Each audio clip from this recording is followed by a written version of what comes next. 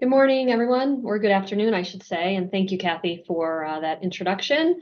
We're back here again today with some more interesting legal developments to share with all of you. So I will first talk about our agenda. So I'm going to go first today. You might recall if you were here 2 weeks ago, 2 weeks ago was the day that Governor Hochul unveiled her executive budget for the 2025 budget year. And I mentioned that we would be taking a look at that and be sort of presenting again about what was in there that might be interest to our clients. So we did that, and I'm ready to talk about that today. After that, we'll have Kate McClung from our Rochester office dig a little bit deeper in one of those topics, which talks about liquidated damages for failure to pay manual workers weekly, which is actually been a very costly issue for a number of employers across the state of late. Then we're going to go out to Buffalo. John Godso of our employee benefits group is really excited for the 50th anniversary of ERISA. So he'll talk to us about that. And then finally, Colin Leonard here in our Syracuse office talking about some whistleblower laws that are enforced by SEC. So with that, I'll go first. And if you could go to the next slide, Kathy. So 2 weeks ago, we received a big pile of electronic documents from Governor Hochul's office that talk about what her proposals are in the coming year. So for those of you unfamiliar with the state budget process, sure, it's a budget which proposes the spending and the revenue generation for the state, but it's also accompanied by a number of legislative proposals that are important to the governor. So quite a bit of our New York State legislation gets passed through the budget process. And so the one caveat here is the laws that I'm about to talk about are only bills. They're only proposals from Governor Hochul's office. They are going to have to go through the legislative process. Some level of negotiation might will certainly occur, I would say. So what comes out the other end of this process might look different, and we'll let you know. But I think they're interesting enough to share at this stage. Even if they don't pass in this round, they're certainly to stay part of the conversation here in New York for a while. Moving to the next slide, Kathy, drum roll, please. The big one is the sunset of, you went too far, one back. Sunset of COVID paid leave. So employers are excited about this. The continuation of COVID paid leave several years into the pandemic has been somewhat problematic for employers. It's been a source of so many questions. In Governor, I almost said Cuomo, oops. In Governor Hochul's package, she's proposing just a straight sunset of the law effective July 31st, 2024. So a few months away. This is different than the bill that was proposed last year, that was more complicated, that reduced the number of days available, left it to some state departments to review usage, and then if they did nothing, then it would sunset. This is a much more straightforward bill, simply ends the law. We will be watching this one for sure. The second thing I wanted to mention was paid prenatal leave. Governor Hochul previewed this off the bat. Maternal health is a focus of hers this year, not just in the employment context, obviously, but in the healthcare context where that issue resides primarily. But as part of that platform, she has proposed that in addition to the typical availability for leave, she would amend the Paid Family Leave Act to allow women to attend prenatal appointments and to be paid for those. That would be in addition to the current allotment of leave under PFL. Now, of course, paid family leave implies that you're leaving to care for a family member. This is a little different, right? Because you don't actually have a separate family member that is being cared for at this point, but we can see the logic of including this in the law. So we'll be watching that. One interesting thing that I noticed is that it's 40 additional years per calendar year, which means if we have a pregnancy that goes over a new year, that particular employee might end up with two sets of 40 hours for one pregnancy. Maybe, perhaps that's something that gets negotiated through the process, but we will pay attention to that.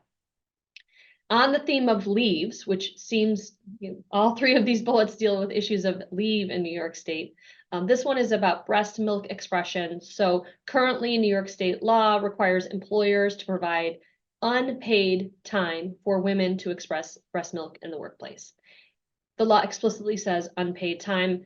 The idea is that employers can allow employees to use already provided paid break time, lunch breaks or otherwise, but this would create a new type of paid benefit, essentially. And what the law says is up to 20 minutes each time such employee has reasonable need to express breast milk. So that could be multiple times during the day.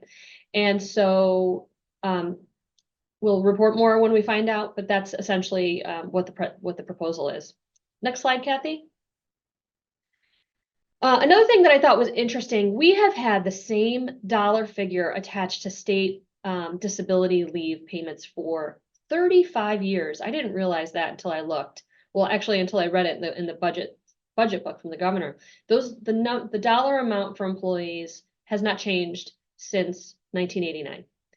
And so she is proposing that it be updated and tied to the state average weekly wage, as well as an employee's average weekly wage.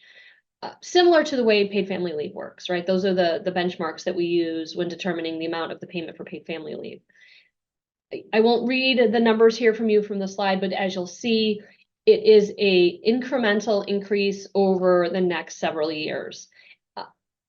That it's a percentage of that particular employee's average wage up to a certain amount. Now, the way the proposed bill is drafted, the amount that an employee could receive is a bit higher during the first 12 weeks of benefits. Those numbers are listed here on this slide. So you can see a cap of 400 next year, 630 the following year, and then it's tied to state earnings. Kathy, if you could go to the next slide, because I couldn't fit it on the previous slide, between the 12th and 26th weeks of eligibility for leave, those amounts would be slightly different. So you'd get the employee would get one amount for the first 12 weeks and then more following that. So, that would be paid out by your insurer, but it's interesting to note because I think it would impact, obviously it would directly impact your employees. And, sometimes employees are they struggle, when they have to go out on disability leave if you just have the basic statutory amount because it is so low and so outdated. The next topic of interest for employers in the budget deals with whether employees are eligible for liquidated damages for certain pay frequency violations. Kate's talking about this in her presentation, so stay tuned. She'll get into this in more depth. And then finally, the last topic that I've thought was interesting to employers is for those employers who don't pay wages as they should, who violate wage theft laws. Hopefully no one on this webinar falls into that category because you're being all so diligent attending these webinars to learn how to follow the rules. But for those who do engage in some form of wage theft, the governor is seeking to make it easier for the state to collect wages for those employees. And so there's a new provision where the state would be able to seize property of those employers. It's a pretty significant step to allow the state to do that, to seize actual property, to be able to turn the wages over to the affected workers. So those were the big things that we read. I'm obviously just focusing on labor and employment. Here at Bond, we have a whole team that focuses on legislative matters, paying attention to things that matter for our clients. I have a blog post up about these developments if you want to take a look at it. One of my colleagues, Roger Bearden, who does a lot of work on regulatory and legislative matters, also wrote an article. Actually, he wrote it together with Gabe, who hosts on the other weeks. So they wrote an article about proposals in the healthcare context. We are continuing to comb through the legislative proposals and will offer presentations on other aspects such as education or higher education. So we will continue to inform you about that. That wraps things up for me. So we're going to just move right on to our next presentation here. And for flow, I decided we should have Kate go next, and she's going to talk in more depth about one of those issues I just mentioned. Go right ahead, Kate. Great. Thanks, Kristen. Good afternoon, everyone. So I'm going to be talking about the frequency of pay for manual workers, which has been a big issue in New York State for the last 4.5 years. As you may know, under Section 191 of the New York labor law, manual workers have to be paid every week and not less than 7 calendar days after the end of the work week. Now, very large employers can apply for an exception with the New York Department of Labor. That's not automatic. You have to be approved for that exception. There's also a carve out for nonprofits who can pay semi-monthly or biweekly instead. But for most employers in New York State, this would apply in the private sector. Manual worker is defined very broadly. It's anyone who spends more than 25% of their working time engaged in physical labor. And physical labor has been interpreted very broadly by the New York Department of Labor. They've said it includes light to medium lifting and carrying of objects. It includes cleaning, driving a car, operating field equipment, repetitive motions, cutting someone's hair, cooking food, a lot of different things. So anything that's really physical in nature. If you're spending more than 25% of your time doing that, you're a manual worker. Now, for decades, state and federal courts found that employees couldn't sue in court if they were paid less frequently than weekly and they were manual workers. So their sole remedy was to bring a complaint with the New York Department of Labor. But in September of 2019, a court in the Appellate Division, First Department, in a case called Vega, decided for the first time that employees did have a private right of action. Because really, if you're paid late, it's in essence, in that court's view, an underpayment. And therefore, the employees can bring a lawsuit seeking 100% liquidated damages for any wages that were paid late, plus 9% interest, plus their attorney's fees. And just to give you a sense of how quickly that adds up and how big a penalty that can end up being, say you're a medium-sized business, you have 50 employees who fall into this manual worker category, and on average, they just make $40,000 a year, and you pay them biweekly. So every other week is late. Those damages, if you do the math, for the full 6-year statute of limitations period, and 228 days for the COVID tolling period, that adds up to $8.5 million. So just for the simple mistake of paying biweekly instead of weekly, not understanding maybe that they were manual workers.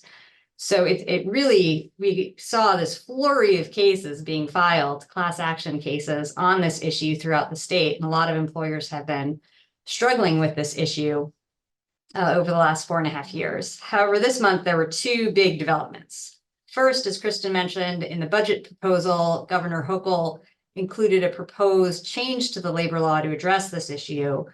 That language states that liquidated damages shall not be applicable where the employee is paid in accordance with the agreed terms of employment, but not less frequently than semi-monthly. So it still leaves kind of the door open for claims where manual workers are paid less frequently than semi-monthly. It still maybe leaves the door open for claims where the manual workers can also argue, well, I wasn't paid in accordance with the terms of employment because you didn't pay me overtime properly or minimum wage properly. If they have other types of wage claims, they may be able to still piggyback this claim onto those types of claims. We're going to see how courts interpret this language if it gets passed. If it does get passed, typically in April, it states that it takes effect 60 days later. Now, last time we saw a change to the liquidated damages language, there was a lot of litigation about whether or not it's retroactive or going forward only. I think we would see litigation over that issue again. Does this change only apply to claims accruing from June 2024 onwards, or does this apply to all claims in existence? Going back the whole statute of limitations period, is this going to get employers off the hook in cases that have already been filed or for people who have worked for them for the last 6 years? So still some open questions there. Another development is that the second department of the Appellate Division reached a decision this month disagreeing with the Vega Court and finding that there is no private right of action where employees were fully paid and paid at least semi-monthly, or pursuant to a biweekly schedule. So this means a couple of different things now that we have 2 different appellate courts disagreeing with each other. First, it means that this issue may be more likely to reach the Court of Appeals, especially if the New York State budget language doesn't get passed. 2, it means that federal courts who were bound to follow Vega and defer to Vega when there was only one appellate division ruling on this issue no longer have that restriction. Most of these cases have been filed in federal court, And so now a number of federal courts previously had held, well, we're kind of compelled to follow Vega, even though we don't necessarily agree with it. Now federal courts can kind of make up their own mind and decide, do I want to follow Vega in the first department, or do I want to follow the Grant case in the second department? Finally, it does also kind of leave the door open in the same way that the budget language does. It talks about, where employees, there is no private right of action where employees are paid all of their wages. So there's still maybe the possibility that this claim could piggyback on other wage claims where the employee is arguing that they weren't paid appropriately.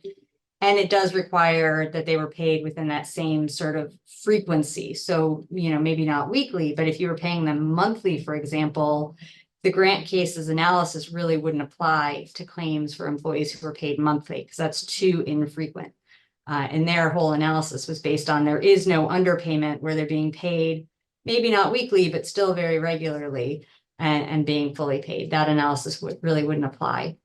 So still some potential for some claims, but certainly really promising news for employers. I think we will see a real significant decline in these cases, especially until the budget proposal is resolved.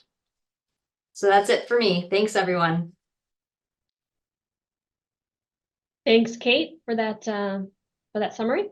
So next on our agenda is John. So John will talk to us about the 50th anniversary of ERISA, and you can remind us what ERISA stands for. Sure. Thanks, Kristen. Good to be back on the program. So we've been talking about new things mostly in the conversation so far. I'm going to talk about something that's a little bit old, which in fact 50 years old. Here in the Employee Benefits Department of Bonn, we're celebrating the 50th anniversary of ERISA, the Employee Retirement Income Security Act of 1974. So for those folks who are involved in HR, might have heard the term ERISA thrown out around commonly, but may not have a context of what exactly ERISA is. So we're going to talk a little bit about the framework of ERISA, a little bit of the history of ERISA, and then talk about some new things and some programming that we're going to do here in 2024 to help you all out to have a little bit more understanding of the compliance requirements that go along with employee benefits plans and complying with ERISA. So we can go to the next slide, Kathy, please. So what's ERISA's origin story? How did it start? So before 1974, the employee benefits regulatory and legal framework was a patchwork between some labor laws and some tax laws, but nothing that was consolidated or made sense as a whole.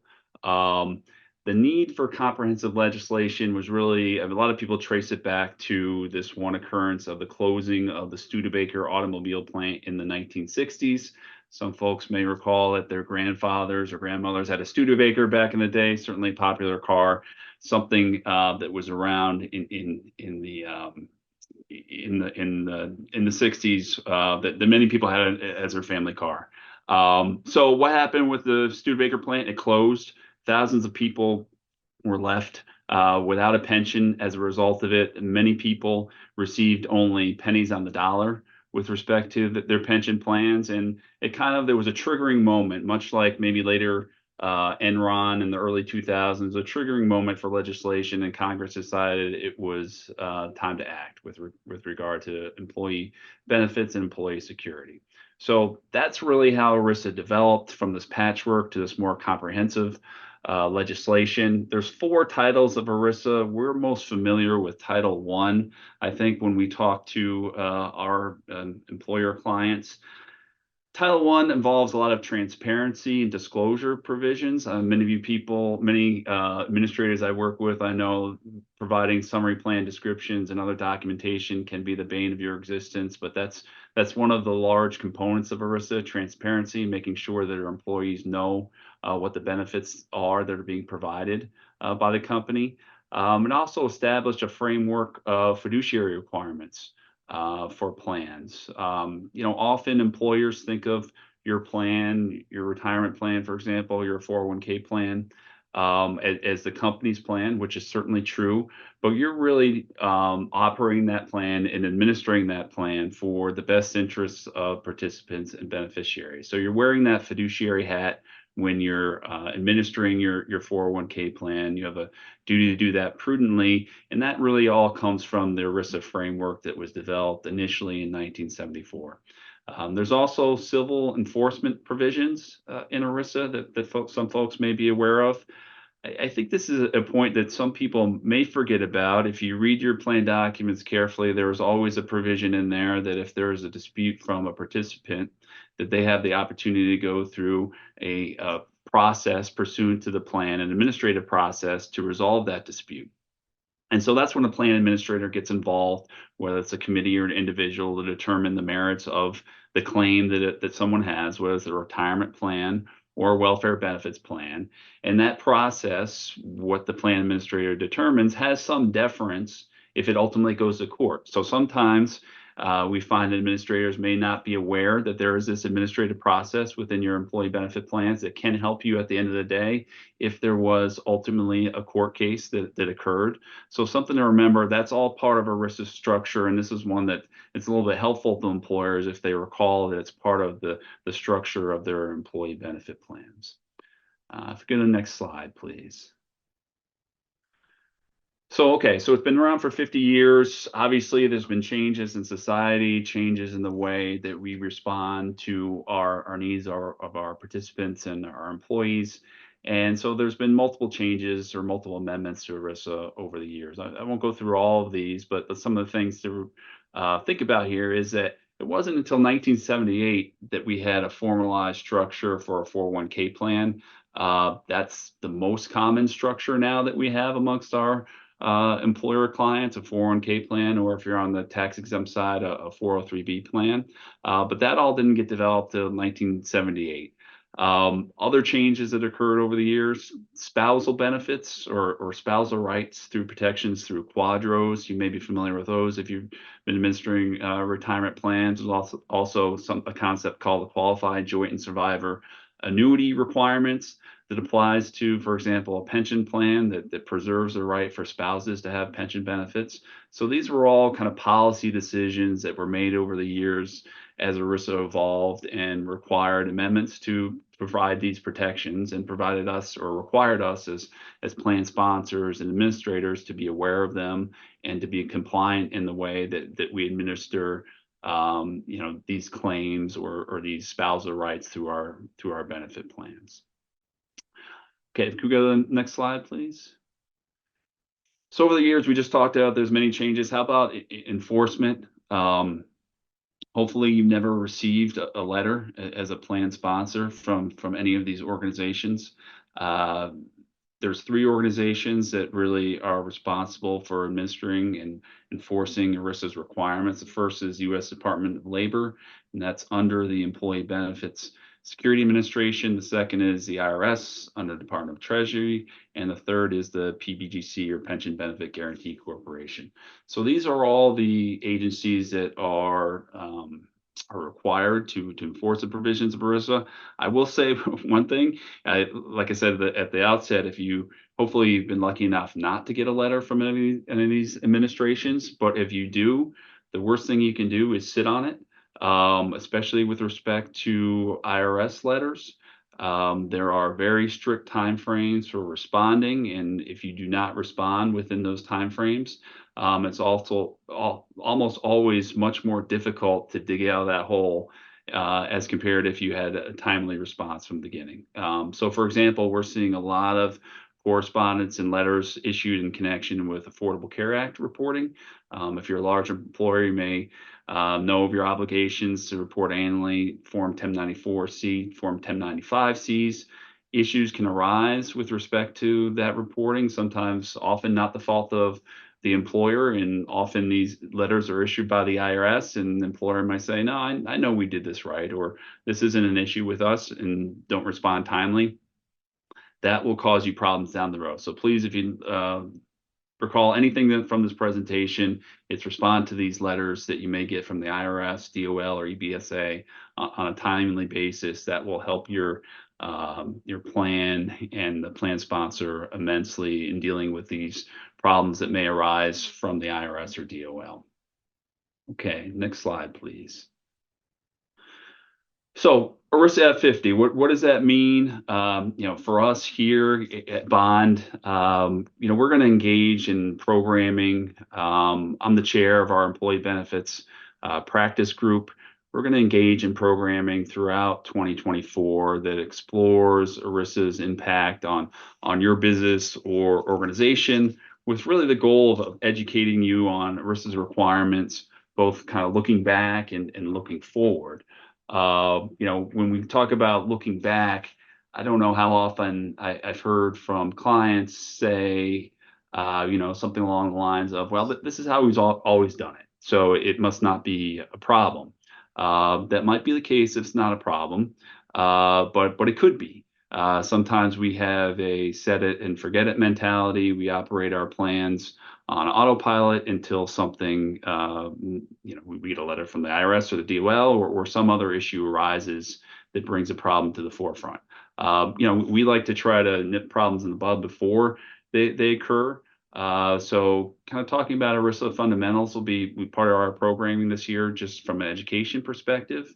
And you can start off from the most basic thing, and what plans are covered by ERISA? What plans do we have these obligations for ERISA? And I guess should step back for a moment. ERISA covers most private employers, right? But governmental entities and church plans, for example, are typically exempt from ERISA. So if we have some folks out there who are part of those organizations, you're not covered by ERISA. But by and large, if you're large, or if you're in the private sector, you are covered by ERISA, and your plans are covered by ERISA. So what plans are covered by ERISA? Not all of them, but your major medical plans, your retirement plans typically will be. Sometimes we often see mistakes in some of the fringe plans, like, for example, employee assistance plan can be covered by ERISA.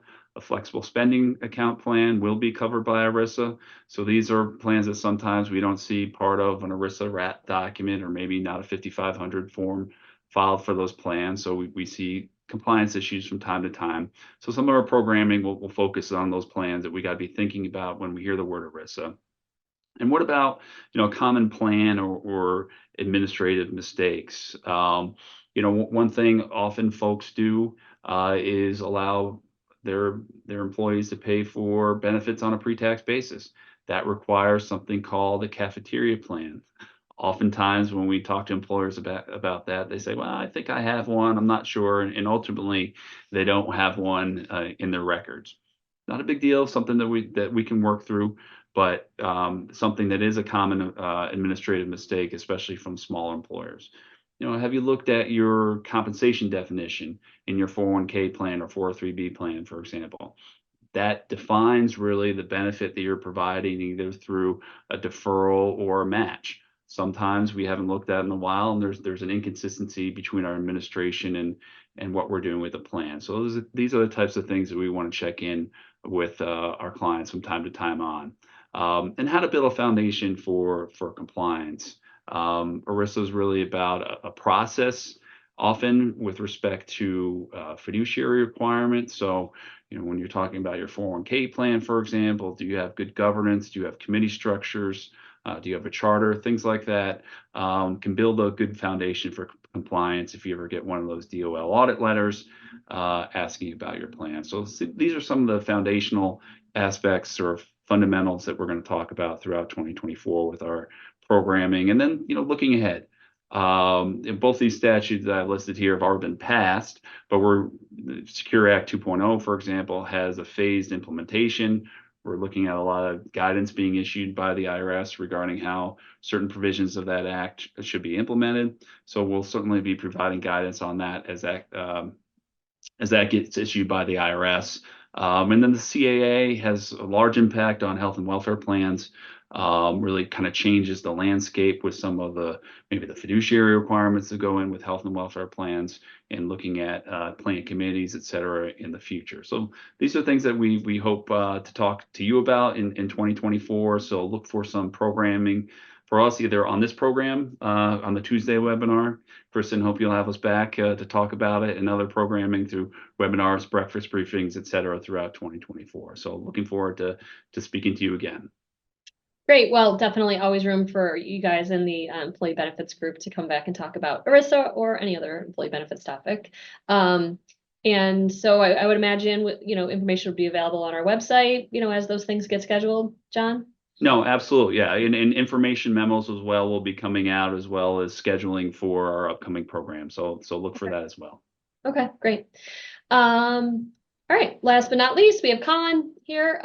Colin and another one of our attorneys, Sam Brewster, wrote an article last week on this subject. So I thought it would be great for them to come on and talk about it here today. So thanks, Colin, for being here.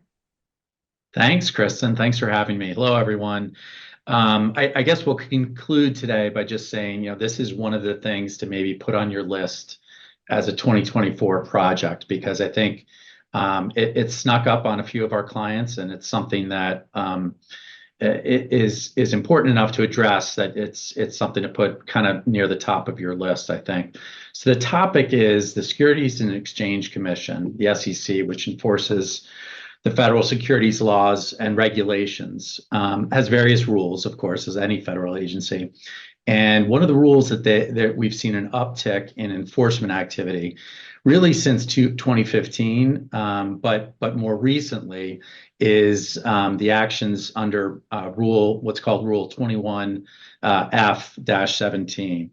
And it really falls into that category that we've talked about many times before in terms of whether we have agreements in place, separation agreements, employment agreements, policies, codes of conduct or ethics policies that may be interpreted as limiting the individual's ability to communicate with a federal agency. So we've seen that with the NLRB, and we've seen it with the EEOC, and now we're seeing it with the SEC. Unlike the other federal agencies, however, the SEC has incredibly large enforcement powers. And so the rule that they're enforcing says this: no person may take any action to impede an individual from communicating directly with the commission staff about a possible securities law violation. So that's the rule. And as I said, it's been on the books since 2010, uptick in 2015 in terms of enforcement activities. We saw 4 actions enforced five in 2023. There were 2 in 22, 2 in 21. So we are seeing that uptick. It's only January 30th. There's already been 1 enforcement action in 2024. And these are big numbers. They're against large companies and small companies. They can range from enforcement activity. The highest number I saw was an $35 million, $10 million, as low as $225,000. And what are they looking at? The thing that the SEC is looking at is any types of agreements. So like in an employment agreement or in a separation agreement, if we have a confidentiality provision, even with the carve out, which says you can talk to government agencies, unless we make specific reference to the SEC and the ability to communicate directly with the SEC, that agency has seen that to be problematic as a violation of the Rule 21 F. And so I think what we're trying to communicate is look at your various documents that you have, those that I mentioned, employment agreements, separation agreements, your policies, provisions, anything that might be interpreted as limiting an individual's ability to talk with the SEC about problems that the person thinks are going on at the company. These could be reports about fraud, reports about waste, reports about embezzlement, serious types of issues as well. And the important thing also to remember, when I thought of the SEC, what I typically think about is publicly traded companies. And what the SEC has enforcement authority over is any type of entity that might engage in actions that violate its rules. So for example, for the first time in 2023, the rule was enforced by the SEC against a non-publicly traded company. So it was a simple LLC, a small privately held company that was that received a $225,000 sanction for using a separation agreement that simply said employees are required to waive their rights to any monetary receipts or awards with respect to governmental whistleblowers. So if you're a small organization or a larger organization, the SEC is taking a look to really make sure that people have the ability to communicate. One of the most troubling things that we saw in some of the enforcement activity is even where the company took action to address one part of its documents. So it looked at its separation agreements and, it looked at its employment agreements and properly revised the confidentiality provisions to be sure that they complied with the SEC rules, but they hadn't done that with respect to their separation agreements. And so the SEC hit this company with a $10 million award in 2023 and found their actions to be willful, warranting a higher award because that, as I said, they went through the process of revising part of what they had out there and not revising the other pieces. So if you're doing this, our advice is really take full stock of what you're looking at. Make sure you're going through the separation agreements, the employment agreements, handbooks, any policies that are generally applicable, to be sure you're not seeing something in there that suggests that a person is muzzled in their ability to communicate with the SEC. I think, as we said, the uptick was more significant in 2023. We're already in 2024. We've already got one action announced. So I think there's going to be no change in policy here for the foreseeable future. So it makes sense to take a look at those items, speak with your attorney about anything that needs to get looked at and cleaned up. And if you have any questions, we're certainly happy to address them, or you can reach out to me directly or anyone in one of your bond offices. That's it for me, Kristen. Thank you. Got it. Thank you so much, Colin. Great. So we're right at the end here, a few minutes early today, but I'm sure everyone's okay with that. So here's the contact information for our presenters in case you want to contact them with any follow-up questions. Appreciate everyone tuning in today. Gabe will be back next week, and then I'll see you in 2 weeks. Have a good day. Bye-bye.